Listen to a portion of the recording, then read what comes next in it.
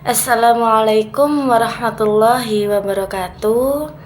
Perkenalkan, nama saya Selina Fika Ramadhani dari kelas 2D PAI khusus akan mempresentasikan sedikit tentang media pembelajaran, manfaat media pembelajaran, klasifikasi media pembelajaran menurut para ahli, juga perkembangan media pembelajaran yang tengah diampu oleh dosen Dr. Ahmad Ikhwanul Muttaqin MPDI dengan mata kuliah media pembelajaran. Mari kita simak materi berikut. Nah, di sini media pembelajaran sendiri ada yang secara bahasa dan ada juga yang secara istilah. Yang secara bahasa yaitu media itu berasal dari bahasa Latin medius dan merupakan bentuk jamak dari kata medium yang berarti perantara atau pengantar. Sedangkan dalam bahasa Arab media berarti wasa'ala yang artinya perantara atau pengantar dari pengirim kepada penerima. Dan media pembelajaran yang kedua yaitu media pembelajaran secara istilah, yaitu Gerlach dan Ehli pada tahun 1971 mengatakan media adalah manusia, materi atau kejadian yang mampu memperoleh pengetahuan, keterampilan dan sikap. Dalam hal ini, guru, buku teks, dan lingkungan sekolah merupakan media. Selanjutnya, manfaat media pembelajaran. Manfaat media pembelajaran di sini ada 4. Yang satu, memperjelas penyajian pesan. Maksudnya memperjelas penyajian pesan, yaitu agar yang disampaikan pesan itu mudah mengerti. Selanjutnya yang kedua, mengatasi keterbatasan ruang. Nah, yang dimaksud mengatasi keterbatasan ruang ini seperti kurangnya ruang dan mengharuskan kita seperti kalau zaman sekarang itu bahasanya itu daring. Nah, jadi kita di situ biasanya disebut sebagai Zoom atau Google Meet. Tapi itu akan saya terangkan nanti di pembahasan perkembangan media pembelajaran. Nah, selanjutnya manfaat media pembelajaran yang ketiga yaitu mengatasi sikap pasif anak didik. Maksudnya mengatasi sikap pasif anak didik ini, terkadang ada anak didik yang susah dalam mengerti. Maksudnya susah dalam mengerti itu diharuskan dia tidak bisa hanya dengan keterangan, harus melihat contoh. Nah, yang keempat itu mengatasi setiap perbedaan. Maksudnya mengatasi setiap perbedaan itu biasanya terkadang murid itu banyak perbedaannya. Ada yang mudah dalam menghafal, ada yang mudah dalam hanya sekedar melihat materi di buku, ada yang hanya bisa mengerti. Selanjutnya, klasifikasinya media pembelajaran menurut para ahli. Nah, klasifikasi menurut para ahli itu yang pertama yaitu Briggs, menekankan klasifikasi media pada rangsangan yang ditimbulkan dari media itu sendiri.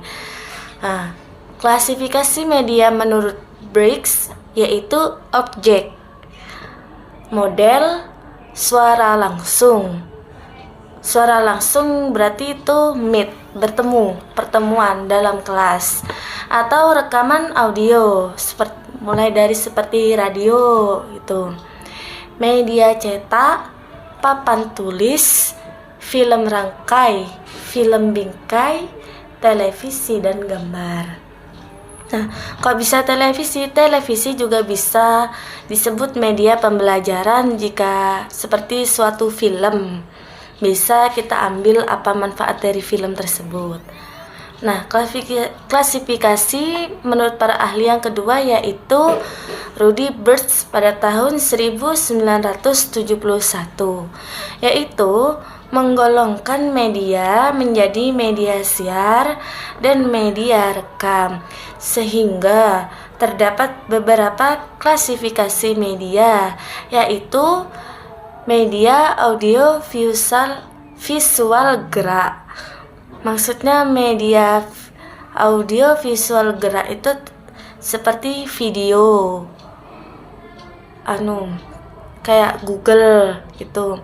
Dan ada juga media audio visual diam, media audio semi gerak, media visual semi diam. Kemudian perkembangan media pembelajaran. Nah, perkembangan media pembelajaran yaitu pada awal sejarah pendidikan, guru merupakan satu-satunya sumber untuk memperoleh pelajaran. Selanjutnya, sumber belajar itu tambah dengan adanya buku.